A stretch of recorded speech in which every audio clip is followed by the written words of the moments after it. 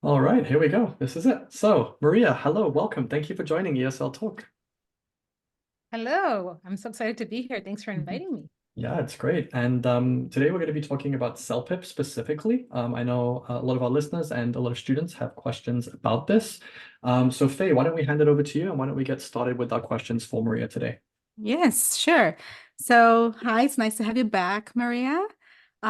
So I think one of the things people wonder a lot about is some of the common myths surrounding the CELPIP exam. So Yes. since you have a bit more experience with that, what are some of the myths you've encountered and how do you debunk them with your students? Well, definitely for those of you who don't know me, my name is Maria. I'm a CELPIP expert. I've been working in the field for over 15 years, and I've helped lots of students with the CELPIP test. And one of the biggest myths that I've kind of encountered with the CELPIP is that a lot of students think that it's a memorization test. And what I mean by that is they think that they can go online on Google and memorize a lot of templates or sentences, phrases that they can shoehorn or insert into the beginning of their speaking test responses or in the introduction or the closing sentences of their writing responses and automatically get a magic band score. And ironically, that actually lowers their band score, or even on the CELPIP test, that can get their test flagged as cheating or Oh, disqualify them. Yes. Yes. that's Now, interesting. the reason for this is if you think about it from an examiner or a test rater standpoint is we want to, or an examiner wants to assess your English, Mm-hmm. your English, not Google's English, not somebody Mm. on YouTube's English. They want to see how you can communicate effectively and confidently in real life. So if Yeah. you are using somebody else's English, they can't use that as a form of assessment, as a Yeah. way to assess your English. And it's really, really easy to spot one of those Mm-hmm. memorized expressions. It's really hard to trick a professional when they do Yeah. this all day long because and they're very repetitive because so many people are going online to Yeah. prepare on their own. People go to these tests all around the world and examiners see the exact same sentence over and over and over again. And And it's aside funny, from, I'm go ahead. sorry to interrupt, but No, yeah, it reminds me of even preparing students for the Cambridge exams because it's so obvious because there's a mismatch, right, Yeah. between what that's exactly. producing with those mimicked sentences and then what they actually come Yeah, up with. And yeah, it's 100%. very true. exactly. Mm. Yeah. Yeah. It Exactly. Like, is. no, Yeah. go ahead. I was gonna say it's really obvious and clear when you listen to responses, and it's kind of like, they're reading a totally alien language to them, and they're reading it out, and you can Yeah. kind of hear, well, hold on, this isn't what you're producing, this isn't what you're able to actually do. So Hmm. there's a real disconnect there for sure. Hmm. Hmm. Yeah, Like the memorized part might be totally proficient and exactly. perfect, Hmm. and then what they can naturally produce will have mistakes. And it's okay if Hmm. that's what you can produce right now. If that's your, you know, natural language right now, there's no Hmm. shame in that. There's nothing Hmm. wrong with that, but it just stands out. Yeah, So, for sure. it's just important to know that this is a communication test. It's not a memorization test. Yes, Hmm. very true. So Right. tell me, Maria, as an expert in this area, what are the most crucial tips that you'd offer someone? Because again, a lot of students are trying to attempt CELPIP and to get a good score for 2024. So what are the crucial tips you'd offer them, things they need to know before they get started? Really, really understand how a test rater is going to be assessing you for the speaking and writing sections of the exam. Now, of course, there are separate tips and strategies, and obviously you have to practice for the listening and the reading skills of the exam, but honing in on the speaking and writing sections of the exam, which are the productive skills, the parts that you really have to produce your own English. This is where a lot of students struggle the most. It's really important that you understand how you are going to be assessed because it's not just about your English. Even a native speaker has to prepare for their CELPIP Hmm. test. So true. And I find that the CELPIP has been used for a long time, but it has become a bit more popular lately. Mhm. And that probably means it has changed and evolved, right? What are some of the adjustments test takers should make to adapt to these changes that you've seen? Well, one thing that I've noticed that test takers do say is, well, as you mentioned, the test is always evolving, so they're always having to create new questions. Test takers aren't aware that when they go to the reading test, there sometimes might be 2 additional tasks on the reading test. Usually there are 4 tasks on the reading test, and those are the 4 tasks that you will actually be assessed on. But because the CELPIP test is a fairly new test compared to like the IELTS or any of the other Cambridge tests, they need to create new questions that have been tested on real test takers to create, accurate questions that are realistic. So they are using the test takers essentially as guinea pigs, and they are inserting 2 new tasks in the reading test. Now, whether or not that's fair, because it's kind of exhausting to have 2 extra tasks. It's important for test takers to be aware of this, because I've had students come back and say, Maria, there were 6 tasks on my reading test. When I prepared, I thought there would be 4. So it's important to know that you will be assessed on 4. We don't know which of the 4 you'll be assessed on. Oh, you don't know which ones they are. Okay. Yeah. But there are 6 that you might only get 4, but there might be 6 on the day of your test. And that can be mentally draining, because you might go to the test and you have to do extra work, and it's just exhausting. So that is something to be aware of. Yeah, and it's so important for you to do that preparation for your students, to like let them know. Because like you said, anything unexpected can totally throw somebody off when they're under that much pressure. Yeah, we always say, preparing for any test, you want to be able to go into it with no surprises and no shocks, so you can do your best and perform your best for sure. It's really important. What about misconceptions, Maria? Are there any misconceptions about the scoring system? Because again, sometimes we hear confusion and kind of counterproductive things. So what could you say on this area? There is one thing that you and I actually talked about it a little bit the other day. There is a level of subjectivity to this. Yes. Now, this is something that, doesn't really occur in other tests, like the IELTS, and I've also worked with other test companies within Cambridge. Other, test brands, they don't include that level of subjectivity. So if you were to go to like an IELTS speaking test, and you were to give a response for part 2 of the speaking test about any question, one examiner would have to assess specifically on the rating standards, but whether or not they liked your response or not, or they thought it was a quality response or not, or if they agreed with your response or not, is really irrelevant and not part of the assessment. But there is a level of subjectivity, whether or not the examiners there's I know what you mean. Much about it, because there's kind of on the back end here, but there is a level of subjectivity to it on the CELPIP. And I think there is that misconception when it comes to the CELPIP, that people think that it's just really cut and dry. There is a level of whether or not the examiner kind of liked your response or not. And that can really change your results. So one examiner might give you a CLB 7, might give you a CLB 8, or even a CLB 9. It can really vary on who gets your test. Or your results might vary. Yeah, and that is a little bit problematic as well, because students or test takers talk to each other and they say, well, I did ABC and that worked for me. It doesn't necessarily mean it's going to work for the next person.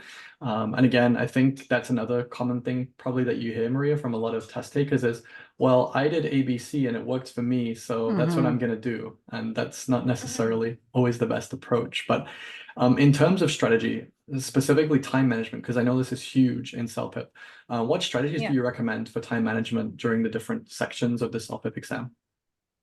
I do have a couple of tips for the speaking, just to be aware, especially for the speaking test. I always teach our students exactly the timing. Like some questions, you have 30 seconds to prepare, 30 seconds to speak, or 60 seconds to speak, 90 seconds to speak. One thing students are not aware of is that the time that you are given to prepare includes the time that you have to read and understand the question. A lot of students think that they have time to read the question and then the timer starts to prepare. It doesn't work like that. The second the screen, switches, you have time to start reading the question, the timer's on, and that includes the time you have to think of your ideas. So as long as you are aware of that, you can start practicing at home that way. So I Mhm. always encourage our students to have a timer with them. Use your phone or have a timer where you're not distracted by messages, because obviously it's hard to study when you're getting dinged by notifications. Put your phone on do not disturb and really start practicing at home with the official timer. So 30 seconds to prep, 60 seconds to speak. 60 seconds to prep, 90 seconds to speak. Prepare as if you were actually on the test day and do all 8 speaking tasks back to back so that when you go to the test day, it doesn't come as a shock. Mhm. Yeah, that's a very important point.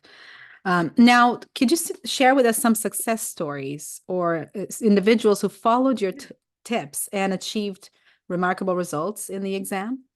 Well, we've got lots. We've helped Mm. hundreds of students get, the results that they need.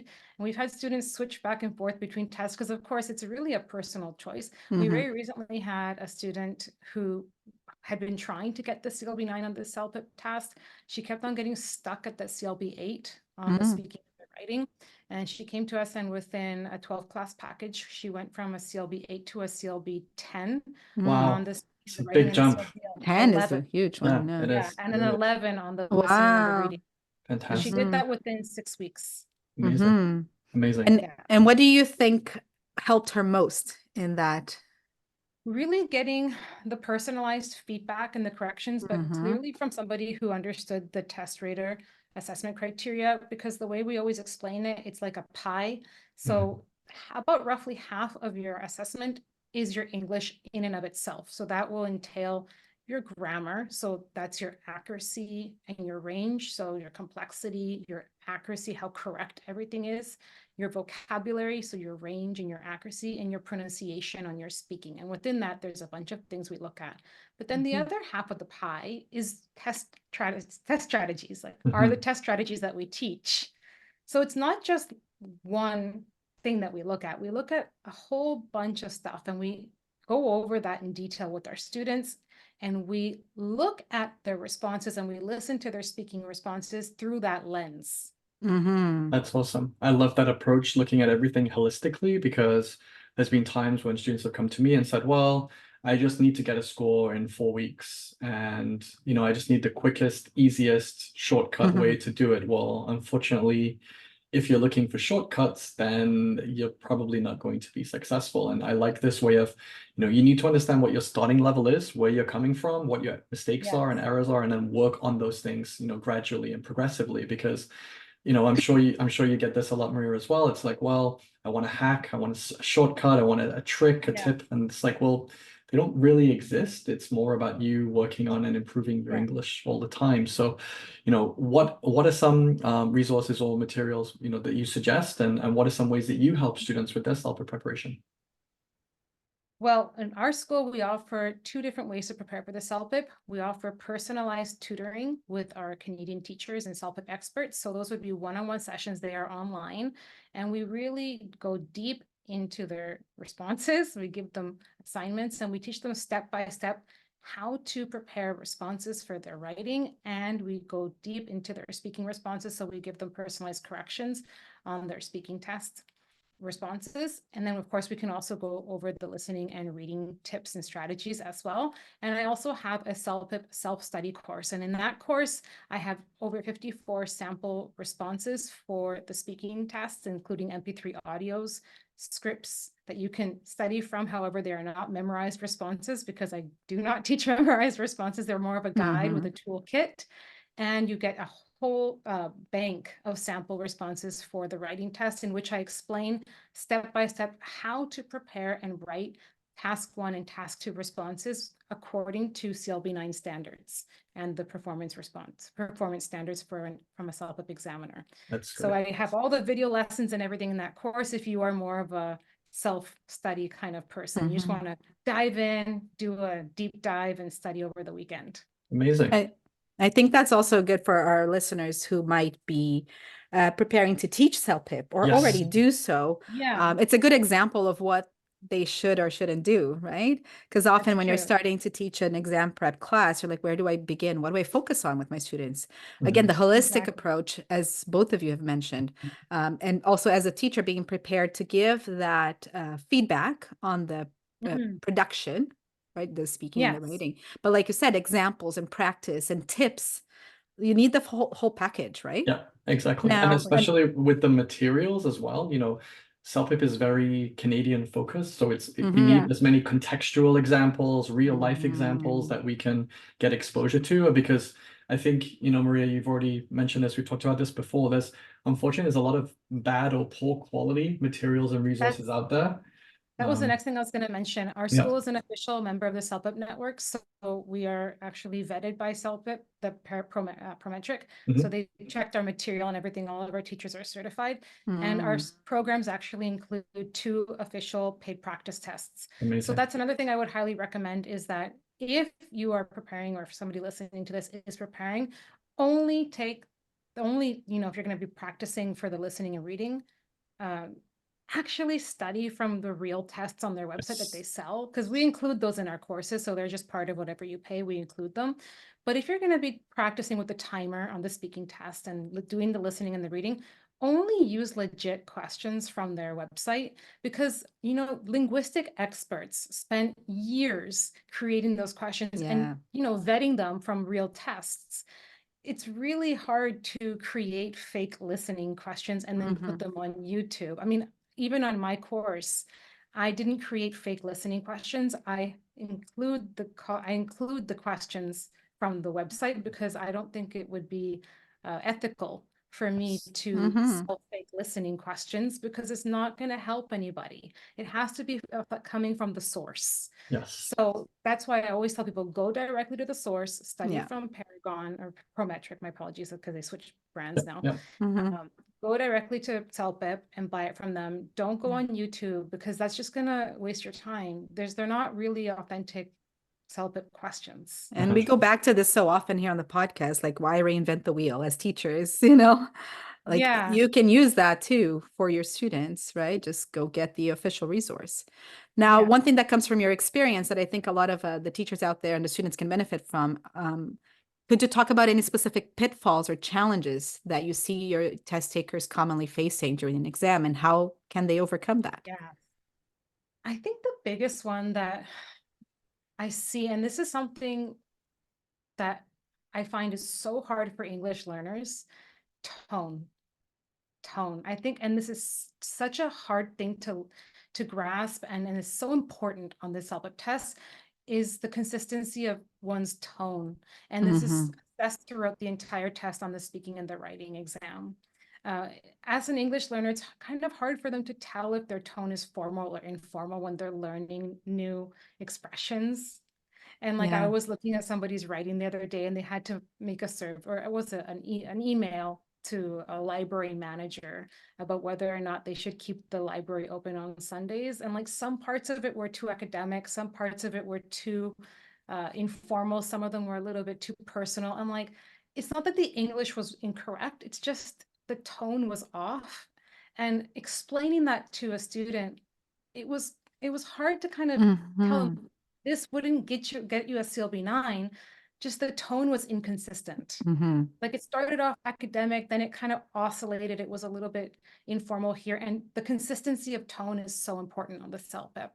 It's good to know. So very important for learners to know that, and for teachers to be aware of the importance of tone throughout the entire CELPIP. Kind of goes back to the whole memorized phrases and sentences again, right? Because a lot of times that's a contributing factor, just memorizing those chunks that don't really go naturally, even in writing. Yeah, it's really important to, again, you know, focus on production and, you know, genuine language and chunks of language that are going to fit that specific context and situation, not just memorize things that I'm going to use on every single response, because it doesn't work. It comes across as, you know,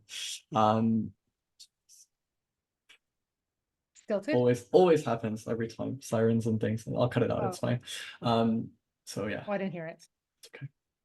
So yeah, it always comes down to those chunks of language and kind of, you know, trying to shoehorn it in, like you said, Maria, into every response. It just doesn't come across as natural, and it affects the tone, which is one of the grading elements that examiners are looking for as well. So when it comes to excelling in speaking and writing, what are the differences between, students like the ones you just mentioned previously and the top students, or the students who make the most improvements? What could you share in that area? Ooh, lots of things. Okay, so you want me to give you like a step-by-step kind of thing, what I would say. I think for people who want to really get a CLB9, the first thing you really want to do is to fully understand the question. Because if you just skim through the question and just start answering it willy-nilly, you're not going to fully respond it. And that's part of the assessment. So step one, understand what you are being asked. So who are you speaking to? What's the context? What is being asked of you? Because if you start from that foundation, you're going to already start with a stellar response. So step one, understand the question, because then you're going to have a relevant question and likely your tone will be on point. So that already is going to set you up for success. So understanding the question, step one. And then from there, you can then figure out how you are going to organize your ideas rather, and develop those ideas. That's also very, very important. And then the rest is gravy. Yes. The rest is your actual English. The rest is your actual English. Okay. Yeah. But if you can start with those, 2 steps, like really understanding the question, context, the tone, structure, format, the rest is your English. So that would be like, just right now, what I just gave you is like golden nuggets. I love it. Yeah. This is gonna be the little clip for this episode, because this is Yeah. the real takeaway already, Maria. True. Awesome. Great advice. That's just huge. Like what I just gave you right now is just kind of like, Mhm. you can just take Love it. that, start preparing. Yes. Now, can you talk a little bit about confidence? Because I Oh, know that it's a tough one. What Yeah. role does that play? Like, given Huge. what you just said, on top of that all, what role does confidence play, and how can our test takers improve or build their confidence level?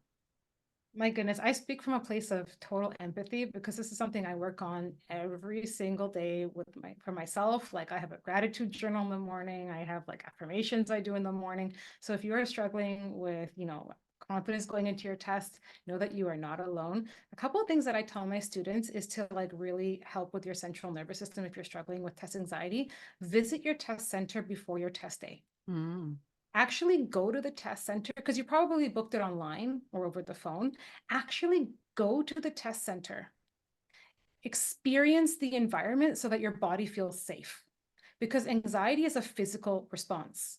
Like I feel it in my body, like my hands start shaking, my chest gets tight, my hair, like everything. And if you have anxiety and that's part of the confidence thing, when you go to the test on the test day, that could really impact you physically, right? Your mind start racing, your chest might start beating. Part of boosting your confidence is knowing, you know what, I've got this. I've been preparing. I know where I'm going. I know the test environment. I'm going to nail this. So visit the test environment and be aware that you're going to be in a room with other test takers. That's very important. A lot of people think they're going to be in a room by themselves with a test examiner, like on the IELTS. It's not like that on the CELPIP. You're going to be in a room with a bunch of computers with other people just like you. Yes. And that can be a bit distracting. Yes. So you're going to be talking, somebody else might be typing. You might be thinking somebody else might be speaking. That can be really distracting. So maybe while you're doing your test prep, take your computer, go to the coffee shop where it's noisy. Good advice. Good advice. Yeah. And I believe as well, Maria, there are some times, not always, but there are some windows sometimes where you can actually go to the test center and pay to do a practice test. Is that still something that's offered that you know about? I would contact your local test center and ask them about that. I'm not 100% sure. I mean, there were so many protocols during COVID. I'm sure that's gone now. Right. But I would contact them and ask. But I always tell my students to just visit the test center so that you know how to commute there, so that the day of you're not how to get there. Like, know how long it's going to take for you to get there. Ask them all the questions, like, can I have a water bottle? Am I going to get a pen and paper? Like all these kinds of questions, so that you don't have any of those doubts. And of course, prepare. Yes. The more you are, the more confident you are. Like if you're running a marathon, you want to start running before the marathon. You don't just want to run the week before start training. You got to train before the marathon. The more you train, the more confident you're going to feel the day of. That's a great analogy. I like that. So obviously you just alluded to, again, there's been a lot of changes since COVID and things like that. So are there any recent changes or anything that CELPIP test takers should know in 2024? Is there anything that you're aware of? Yeah, that I've noticed is that they have now allowed candidates to ask for reassessments on one exam section as opposed to having to reassess all 4. So if you want, you can ask for a reassessment on all 4, but you can also ask for a reassessment on just one. Now, if, of course, your test, that section does get reassessed and it's a positive reassessment in your favor, they will reimburse you for the cost that the fee that you paid. So you have to log into your CELPIP account and then ask for that reassessment through your CELPIP account. Great. Well, there were some really great tips here, and I'm sure our listeners would have even more questions they might want to ask you as such a, experienced CELPIP instructor. How can they get in touch with you if they would like to reach out, if they want to discuss something further? Sure. We can be found at englishforcanada.com. And you can also find me at english.for.canada, and the 4 is FOR on Instagram. Fantastic. Yeah. Awesome. And yeah, stuff on YouTube now. We're back on YouTube. It's great to see your material, really useful tutorials, walkthroughs, kind of, informational steps, even just general things if you're just getting started. Maria and her team do have a lot of great information, and they do more than just CELPIP as well. So, other test preparation things. I think even you're starting a French section now as well, Maria, correct? Yeah, we just expanded to French. So our French-Canadian teacher is teaching Canadian French now. Amazing. Mark, he's amazing. Yes. Yeah, that's amazing. Okay, thank you so much for all of your insight, your expertise, your knowledge. It's really great to speak to an expert in something like CELPIP because it is, a really growing and continues to be a very popular test. So thank you so much, Maria. We really appreciate you joining us today.